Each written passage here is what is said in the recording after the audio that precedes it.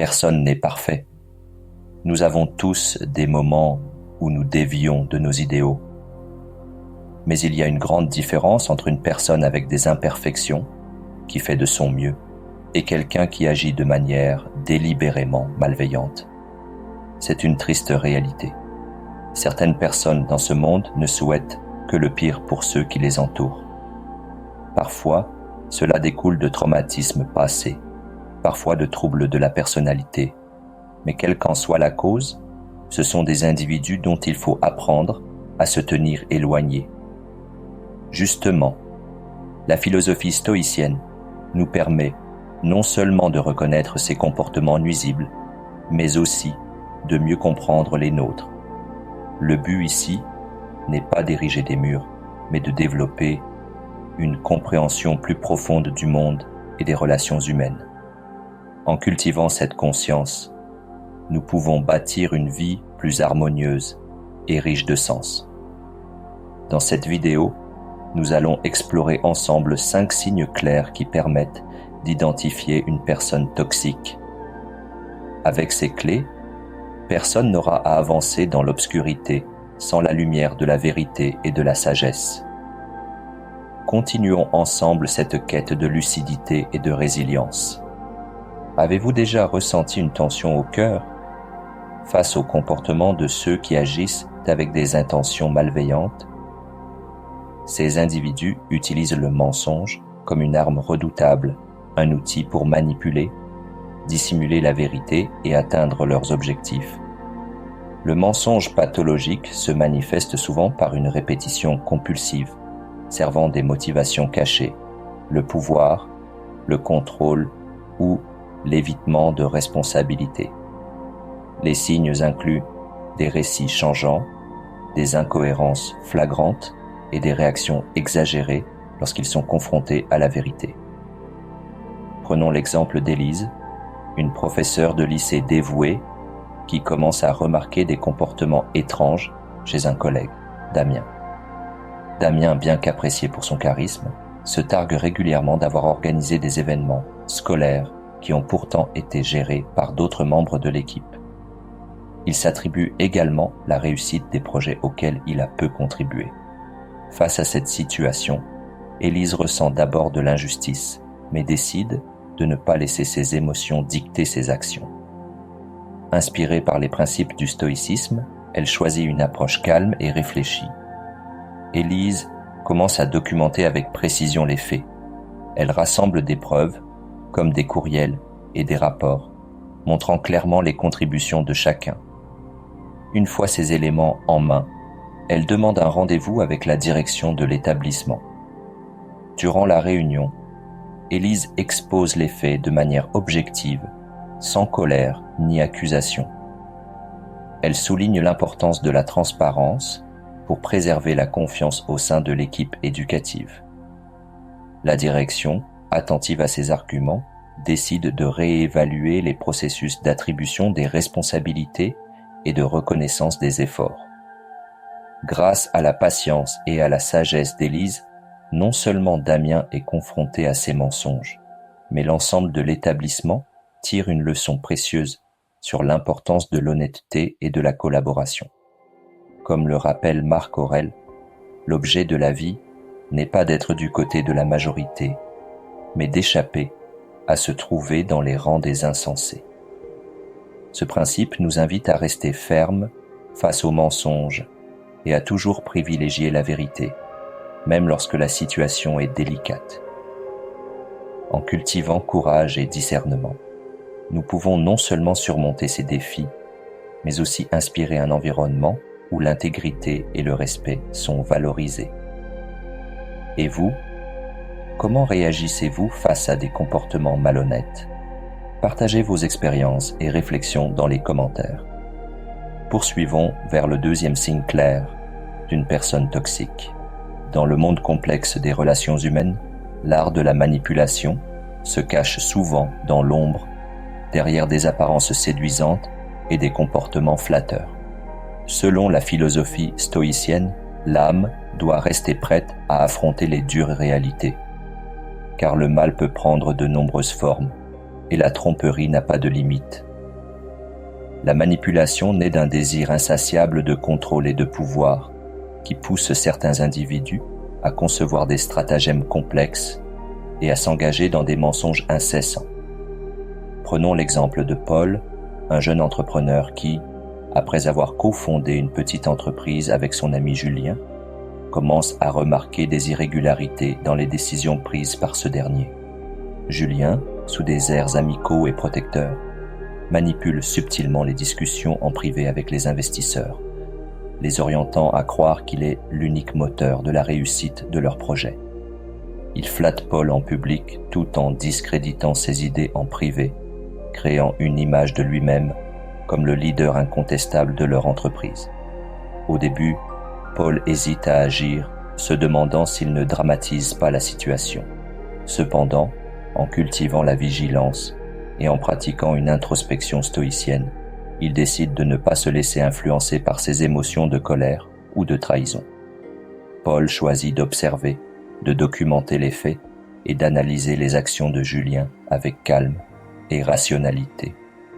Une fois ces preuves en main, il organise une réunion avec Julien pour confronter directement les faits, sans agressivité, mais avec fermeté. Ce moment de vérité force Julien à révéler ses véritables intentions. Bien que leur collaboration prenne fin, Paul en sort renforcé, ayant appris à se protéger des manipulations tout en restant fidèle à ses valeurs d'honnêteté et d'intégrité. Comme le rappelle Épictète, ce ne sont pas les événements qui troublent les hommes, mais les jugements qu'ils portent sur eux. Cette phrase illustre l'importance de maintenir un esprit clair et rationnel face aux manipulations. Le stoïcisme nous enseigne à cultiver le discernement et la patience pour détecter les signes de tromperie, qu'il s'agisse de flatteries excessives ou d'un faux masque d'empathie. En renforçant notre esprit par l'autodiscipline et la méditation, nous pouvons non seulement éviter les pièges de la manipulation, mais aussi préserver notre autonomie et notre paix intérieure. Et vous, comment faites-vous face aux manipulations ou aux comportements trompeurs dans votre vie? Partagez vos réflexions et inspirez notre communauté à grandir ensemble. Passons maintenant au troisième signe clair d'une personne toxique. Les humains cherchent constamment à exercer du pouvoir et du contrôle, un désir profondément enraciné dans notre nature. Mais selon la philosophie stoïcienne, ce besoin de domination est une illusion. Le véritable contrôle ne réside pas dans la capacité d'imposer sa volonté aux autres, mais dans la maîtrise de soi, ses émotions, ses réactions et sa perception du monde. Les stoïciens nous rappellent que la seule chose que nous contrôlons réellement, c'est nous-mêmes, nos pensées, nos jugements et nos actions. Tout le reste, des comportements des autres aux événements extérieurs, échappe à notre emprise. Dans les relations, le contrôle peut se déguiser sous les apparences de l'amour ou de la protection. On croit parfois agir pour le bien de l'autre, mais ce désir de guider ou de protéger cache souvent des peurs et une insécurité personnelle. Cette confusion entre amour et contrôle détruit peu à peu la confiance, la liberté et le respect mutuel. Prenons l'histoire de Paul et Camille, un couple profondément amoureux à leur début. Avec le temps, cependant, Paul a développé une peur irrationnelle de perdre Camille. Sous prétexte de veiller sur elle, il commença à poser des limites. Il critiquait ses sorties avec ses collègues, prétextant qu'ils avaient une mauvaise influence, et trouvait à redire sur ses choix vestimentaires, disant qu'il voulait qu'elle soit prise au sérieux. Ces comportements ne venaient pas d'un amour sincère, mais d'un désir inconscient de contrôle. Camille, d'abord compréhensive, tenta de s'adapter pour apaiser Paul, mais plus elle cédait, plus les exigences et les soupçons de Paul augmentaient. Petit à petit, Camille se sentit étouffée, perdant sa liberté et son espace personnel. Cela entraîna des conflits répétés. Paul, désespéré de tout perdre, s'accrochait encore davantage, tandis que Camille se sentait piégée. Finalement, Camille réalisa que cette dynamique n'était pas saine. Elle choisit de retrouver son indépendance et son respect de soi. Leur relation, autrefois pleine de promesses, devint une leçon douloureuse sur la nécessité de respecter la liberté et l'autonomie de l'autre dans une relation. Comme l'a si bien dit Sénèque, « Ne vois-tu pas la route de la liberté ? Elle est juste devant toi, il te suffit de tourner tes poignets. » Cette phrase souligne que la véritable liberté réside dans nos choix. Accepter ce qui échappe à notre contrôle et respecter la liberté des autres. Alors, êtes-vous en train d'essayer de contrôler ce qui ne peut pas l'être? Ou acceptez-vous et respectez-vous la liberté, la vôtre comme celle des autres? La philosophie stoïcienne n'est pas seulement une leçon de vie, mais un rappel de la force intérieure nécessaire pour surmonter ces défis et vivre de manière plus harmonieuse. Passons maintenant au prochain signe clair d'une personne toxique. Les relations et rencontres humaines peuvent parfois ressembler à un voyage dans un monde magique. Un simple regard peut nous envoûter, faisant battre notre cœur plus fort face à une personne captivante par son charme irrésistible. Ce phénomène ne relève pas uniquement de l'attirance instantanée. C'est un appel naturel au lien, à l'acceptation et à l'amour. Cependant, à travers le prisme de la philosophie stoïcienne, une autre réalité se dessine, dévoilant un monde où l'autonomie et la sagesse sont les clés pour percer les illusions. Derrière la façade scintillante du charme, la véritable nature des personnes se révèle peu à peu. Le masque du charme peut être une simple apparence extérieure, mais il est parfois utilisé comme un outil pour séduire, manipuler et même contrôler. Considérons l'histoire de Clara, une jeune femme pleine de vie et très sociable. Avec son sourire chaleureux et son écoute attentive, Clara semblait incarner la bienveillance. Ses proches l'adoraient pour ses gestes attentionnés et sa présence réconfortante. Mais, au fil du temps, ses amis ont commencé à remarquer un étrange schéma dans ses relations. Clara proposait souvent son aide pour résoudre des problèmes personnels ou organiser des événements importants, mais ses actes généreux n'étaient pas aussi désintéressés qu'ils en avaient l'air. Après avoir soutenu une amie en difficulté, elle insistait pour qu'on lui rende l'appareil, souvent de manière implicite. Une autre fois, elle a utilisé son rôle de médiatrice dans un conflit familial pour se positionner comme indispensable et renforcer son influence sur les membres de sa famille. Petit à petit, les gens autour de Clara ont réalisé que son charme et sa générosité n'étaient pas toujours motivés par une réelle bienveillance, mais par un désir sous-jacent de contrôle et de reconnaissance. Cette prise de conscience a créé des tensions, car la véritable intention derrière ces actes était perçue comme manipulatrice. La philosophie stoïcienne nous enseigne à rester vigilants face à de tels comportements. Le charme peut être authentique ou calculé, mais ce sont les intentions et les conséquences des actions qui font toute la différence. Une personne véritablement bienveillante ne cherchera pas à exploiter sa bonté. À l'inverse, quelqu'un utilisant le charme comme un outil pour atteindre ses propres objectifs montre souvent des signes d'égoïsme et de manipulation. Sénèque, dans sa sagesse, a un jour écrit « Il faut apprendre à discerner non seulement ce qui brille, mais ce qui éclaire. » Cette citation nous invite à aller au-delà des apparences et à chercher la lumière de la vérité et de l'authenticité. Ainsi, en observant le monde avec un regard stoïque, nous pouvons non seulement nous protéger des influences négatives, mais aussi approfondir notre compréhension des autres et de nous-mêmes. Avez-vous déjà rencontré une personne utilisant son charme à des fins personnelles? Comment avez-vous réagi? Vos expériences sont précieuses. Partagez-les avec nous en commentaire. Poursuivons ensemble vers le prochain signe clair d'une personne toxique. Imaginez l'histoire d'Antoine, un père de famille dévoué, confronté à une épreuve personnelle et familiale difficile. Son fils aîné, gravement malade, nécessite des soins constants, et la situation pèse lourdement sur ses épaules. Malgré cela, Antoine s'efforce de rester présent pour sa famille, tout en maintenant ses responsabilités professionnelles. Un soir, alors qu'il tente d'expliquer sa situation à son entourage, il se heurte à l'indifférence glaciale de certains proches, notamment son frère aîné, Paul. Ce dernier, bien qu'au courant des difficultés d'Antoine, insiste pour qu'il participe activement à des obligations familiales secondaires, sans offrir de soutien ou d'aide concrète.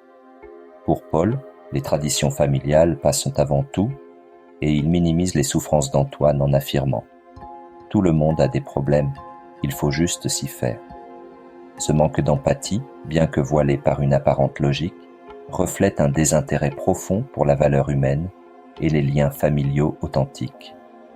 Antoine, blessé, ressent non seulement de la tristesse, mais aussi une perte de confiance envers un membre de sa propre famille. L'impact de cette absence d'empathie se fait ressentir bien au-delà de leur relation.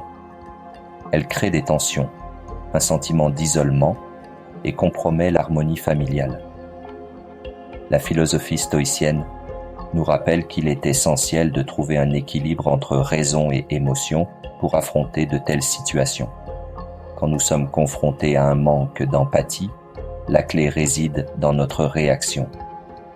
Plutôt que de céder à la colère ou à la tristesse, nous pouvons choisir de répondre avec compassion et compréhension, à la fois envers nous-mêmes et envers ceux qui manquent d'humanité. Marc Aurèle, l'empereur et philosophe stoïcien, nous enseigne « La qualité de ta vie dépend de la qualité de tes pensées ». Cette réflexion invite à garder un esprit clair et à cultiver une force intérieure face à l'adversité. Face à Paul, Antoine décide de ne pas alimenter la rancune. Il choisit de se concentrer sur ce qu'il peut contrôler, ses émotions et ses actions. Au lieu de chercher à convaincre Paul de changer, Antoine s'efforce d'être un modèle de résilience et de bonté. Cette posture stoïque lui permet non seulement de préserver sa sérénité, mais aussi d'inspirer d'autres membres de sa famille à agir avec plus d'empathie et de compréhension. Dans la vie, nous croiserons inévitablement des individus dépourvus de compassion. Cependant, en appliquant les principes stoïciens, nous pouvons transformer ces expériences en opportunités pour cultiver notre intégrité morale et inspirer un changement positif. Comment pouvons-nous pratiquer la compassion envers nous-mêmes et les autres, même dans les circonstances les plus difficiles? Partagez vos réflexions et expériences dans les commentaires. Si ce message vous a inspiré, pensez à le partager pour construire ensemble une communauté plus forte et bienveillante. En résumé, dans notre vie quotidienne, nous croisons des personnes de tous horizons, certaines bienveillantes et dignes de confiance, d'autres pouvant nuire à notre équilibre. Savoir reconnaître et se protéger des individus mal intentionnés est essentiel pour préserver notre sérénité.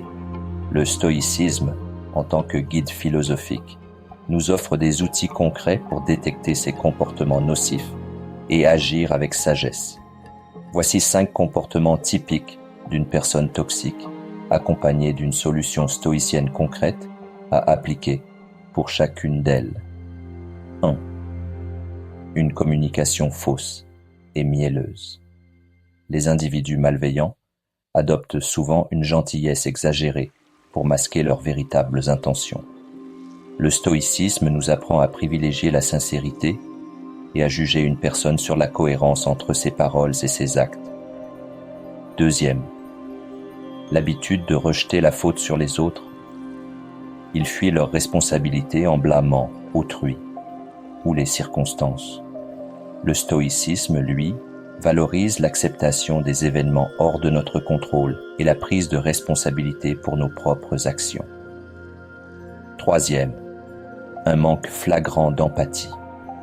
Ces personnes se désintéressent des émotions et des besoins d'autrui, se concentrant uniquement sur leurs intérêts.